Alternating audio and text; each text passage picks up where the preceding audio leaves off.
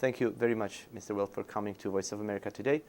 Today we'd like to discuss the current developments on the Nagorno-Karabakh conflict, the diplomatic efforts over the conflict resolution, and what to expect, say, in a couple of words. So where do we stand in general after the July 24th Kazan meeting between the three presidents, meaning Armenia, Azerbaijan, and Russia? Sure. Thank you for having me today. I think there was a rush to judgment immediately following Kazan. We've seen this process before. It's been going on for years. The presidents meet, nothing is resolved, it's a failure, and the process is stalled for another few years. In this case, fortunately, I think that more recent developments have suggested that is not at all what the outcome of Kazan has been, that the process very much continues, that the basic principles themselves are alive, and that principal actors outside of the conflict area, Russian government and the US government and even the EU, are still very active in pushing forward for resolution of the conflict. So all of that is good news. The bad news, of course, is that we still don't have an agreement, and because of the parties' insistence, and at this point in time, I'd say out-of-date insistence on confidentiality in the details of the process, leads us to a situation in which we have really no idea as to what the core problems are. We can guess what the problems are, and certainly details regarding the clause on a legally binding expression of will for resolving the final status of Nagorno-Karabakh is an issue. Clearly, the sides still can't agree on the language of that clause, and that's important to work out. But it seems that there may be other issues as well that need to be clarified and resolved. And unfortunately, as long as the process continues to be held behind closed doors, and as long as the sides don't encourage others to try to come up with creative ways to bridge the existing differences, it's very difficult to determine what kind of future is in store for us in this process. The interesting thing was that basically in the last 2 or 3 years, the OSCE Minsk Group countries' presidents in a way delegated Russia's president to carry out the immediate talks and, let's say, top-level meetings, rather than, well, of course, the co-chairmen are traveling to the region pretty frequently, seeing what's happening there, trying to understand what is going on in the countries, but really it is the Russian-led process. Is this a healthy process to leave it on Russia, especially considering the fact that basically there are so much criticism these days about the format of the negotiations and whether the OSCE Minsk Group is the right way to continue? Yeah, I mean, naturally, on the one hand, there would seem to be some element of risk from the West's perspective to have the Russians taking the lead. That is true. But on the other hand, I think it's also the case, it's just a fact that today the Russian government, if the Armenians and Azeris believe that the Russian government is genuinely committed to a process and a resolution to that process, that the Russian government probably has a bit more credibility with both parties now than others. But it's also extraordinarily important, I think, for the United States and secondarily for the Europeans to demonstrate that they are in solidarity with the Russian Federation on this issue, specifically a process of conflict resolution operating within the framework of the basic principles. And I think that we can say that all parties genuinely are committed to that process. The question is, what role does the Russian Federation envisage for itself after the process is resolved? Does it see some kind of privileged role for itself, as it were, as a guarantor of the conflict resolution after the parties agree? And we just don't know. And clearly, differences will arise between the Russians and the United States on this issue. But for now, that's still a secondary issue, and it's. I happen to think that it's a good thing that the Russian Federation has been so involved as it has, because it does provide them with a stake to a resolution, and we just haven't seen that kind of stake and commitment from the Russians on any of these conflicts over the last 20 years, and that is a positive trend, not a negative one. When you say a guarantor, can we say you mean the peacekeeping forces? Is that where the major disagreement can be between the big players? I think the peacekeeping forces would be a major issue. I recall that parties have suggested that they have come to some kind of general understanding that it would be a multinational peacekeeping force. And then the question would be, well, what would be the Russian composition? Naturally, we would imagine Russians having some role to play, but clearly it would need to be some kind of internationally mandated force operating through an existing international security organization. So Be it that's UN or any other. So that's still one issue. But again, I think that is we're able to resolve that. And frankly, as long as Nagorno-Karabakh itself is in a long-term interim status, and as long as that final political issue hasn't been resolved, then Russia will have an important a role to play in the region. And I think very much it's in the Russian Federation's interest to move the process forward in a positive direction. It's got interests regarding both Armenia and Azerbaijan. It wants to have a good relationship with both. But as long as that political issue is not resolved, then it will have a major role to play. And so it's, in effect, a win-win-win for all parties involved. Many speculate that the process is, if it's not dead, it's in a limbo for sure, at least for the last couple of years. Speaking about the conflict sides themselves, do you see enough commitment coming from both sides, or the three sides, or whoever you can consider, or you consider conflicting side, to actually go for peaceful resolution, whether it would be the official Yerevan or official Baku or Stepanakert itself? Yeah, I mean, I think at least when we talk about the governments of Armenia and Azerbaijan, that they both see compromise solutions that are acceptable to them. And when they talk about being willing to make compromises, I think that they are being honest about this. And the problem is that their definition of what a compromise is different. And how we bridge that gap is the major challenge. And until both sides become a bit more flexible in how they define compromise, I think it's going to be very difficult to achieve a solution. And for me, the definition of compromise is one in which all outstanding issues are resolved, a new status quo comes into being where there are international security guarantees for Nagorno-Karabakh, an interim self-governing, fully self-governing status, where there is Armenian withdrawal of territories outside of Nagorno-Karabakh, and there's a mutual decision to push aside how and when to resolve the final political status of Nagorno-Karabakh to a later date.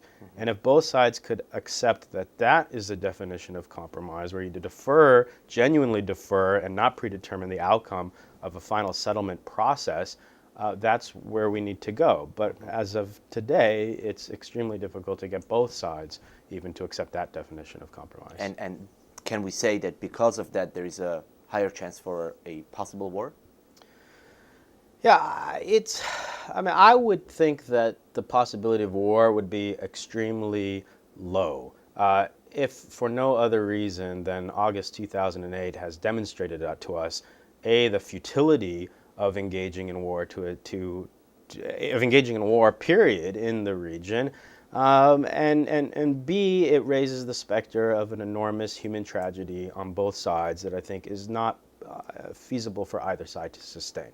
The problem, and my fear, is that that the sides sketch out a number of different war scenarios that don't necessarily lead them to achieve their ultimate objective, but leads them to be able to do things to change the status quo in certain ways, to change the balance of power in the negotiating stance. For instance, if Azerbaijan were to try to launch an attack to take back one or two of the territories outside of Nagorno-Karabakh. And my fear is that authorities can convince themselves that that kind of activity is possible, controllable, and can lead to a political change in their favor. And it's important for all parties, and the Russian government and the US and the EU, of course, to constantly drive home the fact to all parties that war in these circumstances is not controllable, that it will absolutely lead to disaster, and that the sides will not be able to achieve their objectives. It's probably unlikely that Armenia could get Azerbaijan to pledge non-use of force at this time in a vacuum without seeing some kind of movement on the other side. But at the same time, it would be important to see the rhetoric diminish and to see the kind of investment that we've seen in the military in Azerbaijan also slow down and become a bit more reasonable. Yeah, so far, nobody's actually preparing their public for peace. It's vice Yeah, versa, right. obviously. Two other players in the region who obviously have stakes and interest in this, Turkey and Iran. Armenia and Turkey tried to go into a process where Nagorno-Karabakh would not basically be a problem between these two countries to discuss. It turned out it couldn't not be a problem. And at the end of the day, the process was stalled or frozen because Nagorno-Karabakh kept up coming up. Where do we stand there? And the second question is about Iran, which basically by many analysts and scientists actually talking about the possible interest and stake of Iran here, it is to maintain the status quo as long as it can, because any change of the status quo could possibly negatively impact Iran's interests there, such as having Western or other forces appearing right on the border, etc. So where do we stand in the bigger picture with regards to Iran and Turkey? Yeah, the Turkish-Armenian rapprochement process was, first of all, a historical process, and it could only be welcomed. At the same time, I had always been of the mind that to say that there was no linkage between the Turkish-Armenian process and the Nagorno-Karabakh conflict was a little bit like the United States saying that Kosovo was not a precedent. Right. There was a linkage. It was just a factual linkage, and I didn't see that there was going to be any way really to avoid that linkage. So I thought it was unfortunate that the actors sought to decouple the process as much as they had. And in general, I would be an advocate of a coupling of the process whereby small steps are taken to address each conflict moving forward in tandem. But So in a package. In some kind of package, but a very gradual package. Unfortunately, I'm not quite convinced that we're able to think of that kind of movement at this moment in time, but it might be something to consider. And naturally, if there would be movement on Nagorno-Karabakh, any kind of movement, there would be very rapid movement on the Turkish-Armenian side. And given the AKP having been victorious in elections, clearly it's in a stronger position to do something if it desires. But it seems unlikely that we could return to an effort whereby the processes are unlinked. Right. With regard to Iran, it's very difficult for me to imagine Iran being a major player for productively, certainly, and even in a negative way at this time, to the extent that it remains outside, effectively, of the international community. And Armenia and Azerbaijan certainly have relationships with Iran and certainly have stakes in that relationship, but it's just difficult to perceive of Iran being some kind of peacemaker. And perhaps it is interested in the status quo, but on the other hand, I don't see that it has any capacity to change this situation in any kind of dramatic fashion, for better or for worse. One last question about the future of the Western involvement. You mentioned Russia and its possible interests, depending on the scenarios that could develop there. What and how should the United States, EU, not only France, but EU, as Catherine Ashton just announced that by the end of this year there's going to be a solution, or there should be a solution. But what should be, should there be a more aggressive way of actually addressing the issue? And what could be a productive format in order to get more engaged in this process? Because many, including people in the region, now feel like because of the Russia-US renewed relationships, in a sense, the American side is leaving it all on Russia, being supportive to Medvedev to handle this, and doesn't really get involved as much as it should.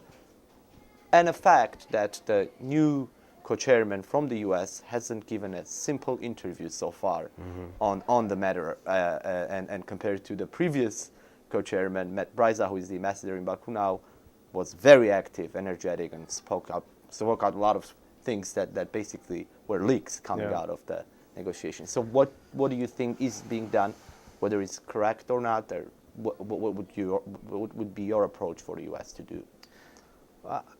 I think at least what we've seen is a sea change in approach at the higher levels of government in the United States and gradually among the top levels of the bureaucracy in the European Union to pay more attention to the conflict. And clearly there was lesser attention paid in the United States to the conflict in the first year of the Obama administration, and that has changed. And that kind of attention should continue. I think it's also important to continue to work on this issue, at least with the Russian Federation closely. I don't see any large differences of opinion, even small differences of opinion, on the process itself based around the basic principles. I think that they should support, frankly, greater transparency in the negotiation process, which could also include whether in conjunction with the Minsk group or in a separate process, the appointment of high-level facilitators, representatives, if not to the NK conflict in and of itself, at least to the conflicts surrounding the region, together with Abkhazia, South Ossetia, and Transnistria, an EU representative, which will probably reemerge as the bureaucracy restructures itself, and also an American one that does not only pays close attention to the details of the process, but is willing to discuss them, is willing to search out creative solutions to address these issues, and is capable of paying constant attention to the issues and not revisiting them at various designated times. Beyond that, it's not clear to me that other things are possible, but it's not clear to me that other things are politically possible. Because for better or for worse, there's very little by way of leverage that the United States could exert on Azerbaijan, because at the end of the day, we are talking about territory that is internationally recognized as Azerbaijani. And it's not clear that we would exert any leverage on Azerbaijan to do anything other than to back off of its military rhetoric, which it probably should. The leverage that we would have would probably be directed towards the Armenian side in order to encourage it to consider solutions that do clearly defer the process of settling the political status of Nagorno-Karabakh, pushing Armenia to withdraw its forces, for example. But politically today, it's not evident that the United States is willing to exert that kind of leverage on Armenia, and so therefore I don't see that kind of stronger approach getting implemented anytime soon. Okay, thank you very much, Mr. Sure. Welt. Thank you for your time. Sure, my pleasure.